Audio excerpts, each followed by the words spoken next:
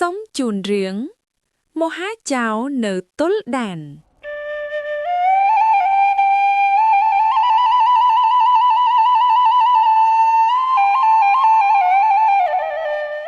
แต่นู้เตียบปรอกสเบยจุนเจียงกระดา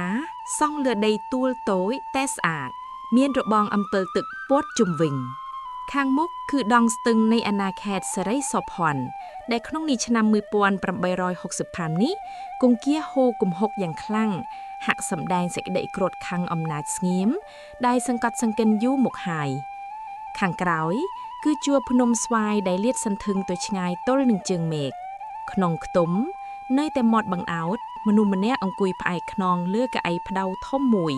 สำลังมันเปรกพเนกเตอเกหักทานมวยเตียดได้ละออเชิดชายใบโดยวิเมียนเนียทานสัวกิไหล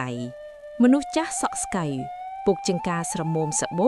ปันอายุประมาณ70 พลายชนำเมื่อเรียงกายเมื่อพันเพียกยังสันนิษฐานบานทาปุ่มแม่นจีมนุษย์สามัญตี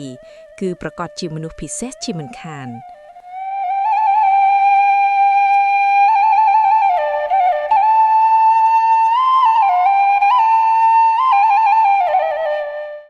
กวาดมีนสมโบตรงแดง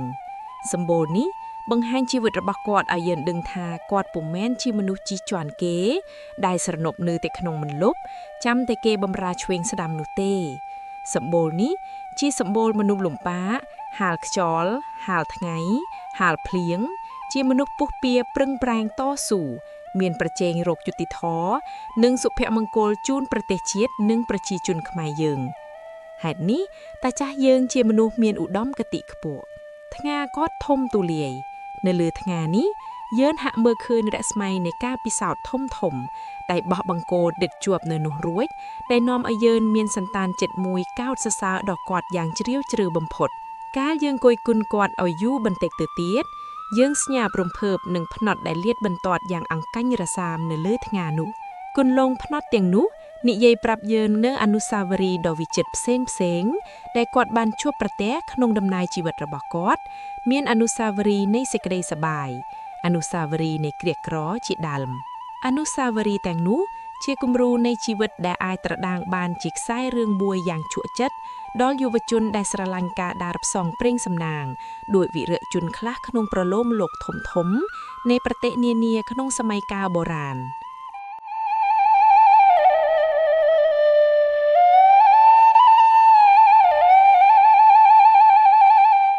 ตึกมุกระบาดตะจ่ายเยิงเมื่อเคยกูสัมเบิมตรองกอดมีตะเกียมคล้าหนึ่งพเนกหมด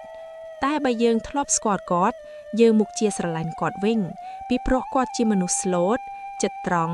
เจอนัดเจช่วยสังครัวดันไหนเกรกรอกรุบนี้มันทาสไรหรือเพราะเขมงจ่าเตมาย่างเตียดกอดจิมนุเมียนวหาปุกา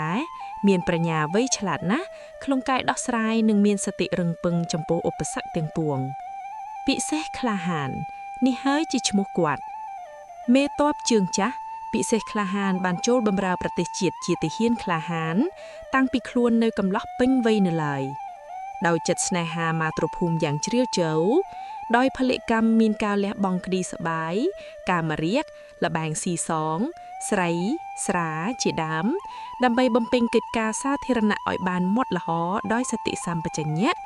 เจตริสกอลคอบเตอร์ดอยมินจิตจิมนุเสไรมันระวลลุดกราบสัมเปสอังวาเนี่ยนะ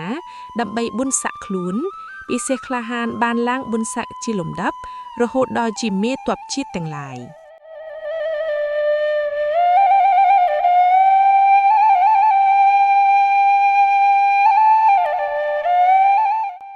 กาลเนเมียนกำลังมัวมวนเลยวิสัยกลาแฮนบานโจลประโลกกรุปสังเกรียมแต่งอ๋อรุ่ยขนงสังเกรียมนิมวยจีมวยยวนจีมวยเสียมกระไดจีมวยเหลียวกระไดวิสัยกลาแฮนเมียนโซระซับแตงสำเลงชมูปิรุประกอบดาวโจกใจเจนิกแต่ดาวสมัยโจลเวจาราปิกานี้สรกดนดาบขม้าใบสามกีแนะกันอำนาจขม้าเมียนจัดตุนสาวเพื่อแก้ขมีนวิธีศาสตร์อัดบายขมังโจรกรานเปียกเป็นวิสัยกระแหนก็ถอยคลวนหมกเนยขนองโกนต้มได้เยื้องบานปอรเนียหมกหายนี่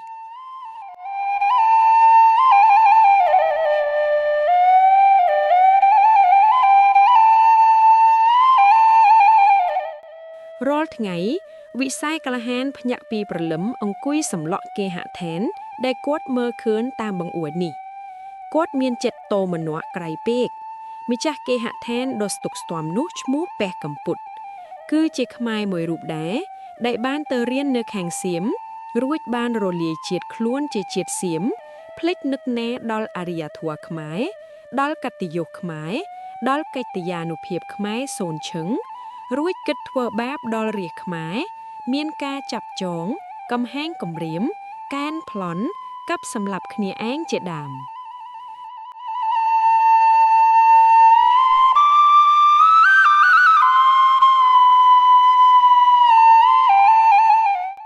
តាំងពីព្រះកម្ពុតមកគ្រប់គ្រងអាណាខេត្តសេរីសោផាន់តាំងនាមរដ្ឋាភិបាលសៀមនេះព្រះកម្ពុតរស់នៅក្នុងការសប្បាយស្រ័យស្រាលបែងភ្លេងផ្្លត់ច្រៀងរាំគ្រប់បែបយ៉ាងហើយប្រើលទ្ធិផ្ដាច់ការលើខ្មែរយើងប្រជានុរាស្ត្រក៏បានស្គាល់នៅទុក្ខវេទនាក្រៃពេកឥតមានពេលណាមកប្រៀបដូចបានឡើយ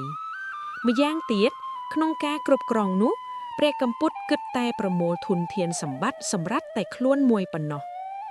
អាស្រ័យហេតុនោះចំពោះប្រាសាទដ៏ល្អឆាតដែលវិសេសក្លាហានឃើញនោះបើអ្នកមើលមិនឃើញរឿងមុខជាកោតសរសើរដល់ភ័ព្វសំណាងរបស់ព្រះកម្ពុតមិនខាន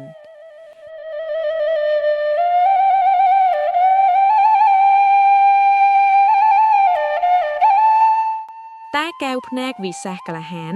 មើលប្រាសាទនោះឃើញជាភ្លើងជាសัตว์ជាឈាមជាញើសជាកម្លាំងរបស់ប្រជាជនខ្មែរទៅវិញប្រាសាទហាក់ឈរយ៉ាងក្រអឺតដាក់គាត់គ្មានខ្លាចគ្មានអៀនឡើយដោយគាត់ចាស់ហើយដៃគាត់កាន់អាវុធទៀតពុំកាលិតជើងគាត់រត់ដើរទៀតលែងបានមាត់គាត់ប្រះចាកអស់សំឡេងគាត់ហាក់ឃើញអានុភាពបុរាណរបស់គាត់ទ្រុឌទ្រោមពីមុខអយុត្តិធម៌របស់ព្រះកម្ពុតនៅក្នុងទ្រូងក្លាហានមានតែក្នុងចិត្តកម្លាំងបញ្ញាទេដែលរស់រវើកក្នុងថ្លើមគាត់ហើយដែលហេតុនាំឲ្យគាត់ចំបែងរាល់ពេលវេលាមួយថ្ងៃគាត់សម្លឹងគេហដ្ឋាននោះដោយចេតនាចង់ឲ្យរលាយចង់ឲ្យឆេះចង់ឲ្យបាត់វិនាសសូនឈឹងទៅប្រាសាទព្រះកម្ពុតហាក់ធ្ងន់លើចិត្តវិសេសក្លាហានអីវ៉េម្លេះទេពីព្រោះប្រាសាទនេះសាងលើដីខ្មែរនិងសាងលើស្មារាសខ្មែរទៅវិញទឹកភ្នែកពីដំណក់យ៉ាងល្វៀងចត់ហូរធ្លាក់ពីនេត្រាវីរៈបុរសយើងអូវិសេសក្លាហានអស់ឫទ្ធានុភាពហើយគាត់ជាខ្លាបាក់ចង្គំយើងមានចិត្តមេត្តាដល់ចាស់ព្រឹទ្ធាចារ្យវិសេសមួយនេះជាពន់ពេកសប្តាហ៍ថ្ងៃគាត់គ្មានទ្រព្យសម្បត្តិគ្មានធនធានគ្មានបាយបរិភោគគ្រប់គ្រាន់គ្មានប្រដាប់ប្រដាប្រើប្រាស់សំរុំគ្មានខោអាវស្លៀកពាក់គួរសមគ្មានលុយកាក់ចាយវាយគ្មានភូមិអាករកំព្រាម្នាក់ឯងគ្មានទីពឹង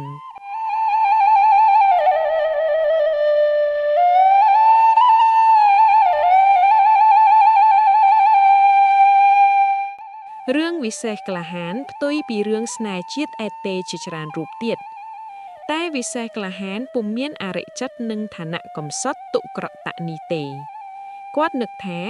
គាត់អាចបិទភ្នែកស្លាប់ទៅវិញដោយសតិសម្បជញ្ញៈរបស់គាត់នៅស្អាតគ្មានបន្ទោសអីវ៉េដល់គាត់ឡើយគាត់ស្លាប់ទៅវិញបានព្រោះផ្លូវដែលគាត់ជ្រើសរើសដើម្បីដើរគឺផ្លូវថ្លៃថ្នូរប្រកបដោយកិត្តិយសពិតៗនឹកដូច្នោះវិស័យក្លាហានមានទឹកមុខញញឹមយ៉ាងជ្រាលជ្រៅឡើងវិញ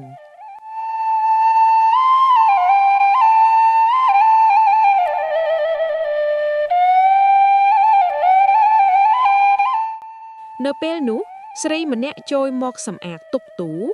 គឺជាមនុស្សម្នាក់អាយុប្រមាណជាង40ឆ្នាំនាងនោះបើកទូឮក្រោក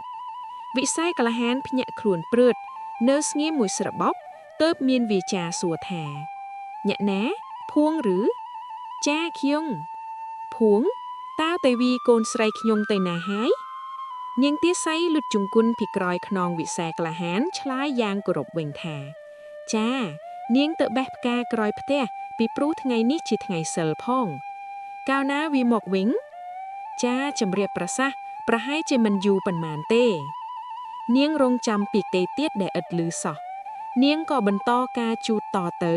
ទ្រាំតែជ្រះស្រឡះទើបត្រឡប់ទៅវិញបាត់ទៅ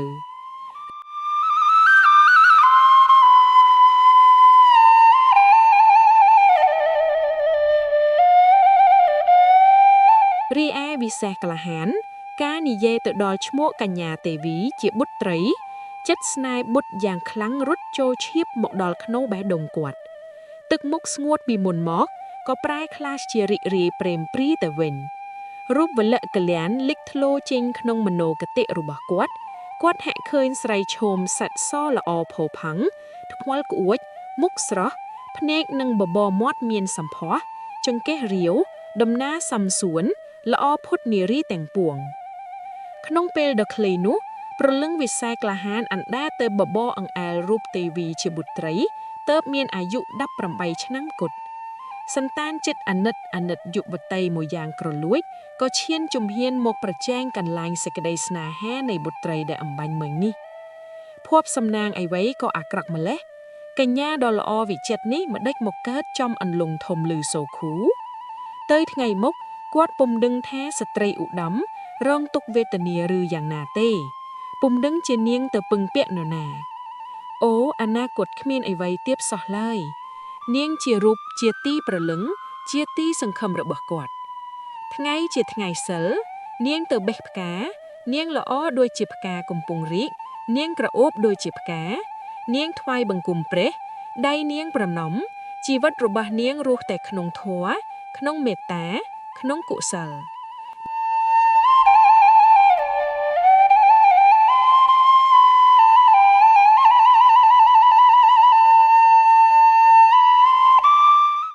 នាងមានសម្ដីផ្អែមពីរោះពុំដែលចេះខិនរហូតទៅដល់ជេរស្ដីនរណាឡើយដោយផ្ទៀងអនាគតលោតត្រដាងឡើងពុំបានរុងរឿងសោះវិស័យក្លាហានមានទុក្ខវេទនាបារម្ភយ៉ាងខ្លាំងគាត់នឹកថាទៅថ្ងៃមុខអ្នករួមសុខទុក្ខជាមួយកញ្ញាទេវីគឺប្រកាសជានាងភួងពីព្រោះនាងភួងជាទាស័យដែលបានបំបៅដោះនាងទេវីនាងភួងស្រឡាញ់នាងទេវីដូចជាកូនបង្កើត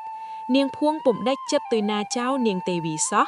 ហើយព្រមរួបដោយលំបាកជាមួយនាងដើម្បីជួយមើលថែរក្សានាងដើម្បីបានមើលមុខនាងដោយនឹកឃើញដូច្នោះវិស័យក្លាហានអាណិតនាងភួងក្រៃពេករកវត្ថុអីវ៉ៃមកប្រៀបផ្ទៀមស្មើគ្មានឡើយរាល់ថ្ងៃវិស័យក្លាហានភ្ញាក់ពីព្រលឹមអង្គុយសម្លក់គេហដ្ឋានដែលគាត់មើលឃើញតាមបង្អួចនេះគាត់មានចិត្តតោមនាស់ក្រៃពេកម្ចាស់គេហដ្ឋានដ៏ស្ទុកស្ទំនោះឈ្មោះព្រែកកំពុត